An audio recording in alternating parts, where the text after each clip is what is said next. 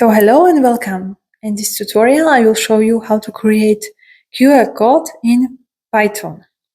So open your Visual Studio Code and import QR code.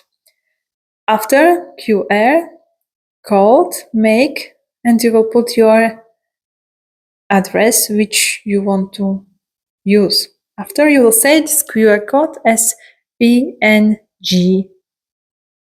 As you can see, I'm saving it as my channel code PNG.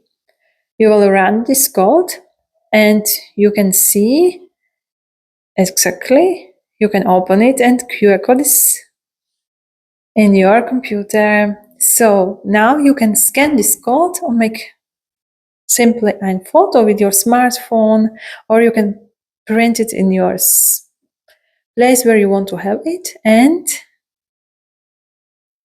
it was only 3-line codes and you can create your QR code. So thanks for watching.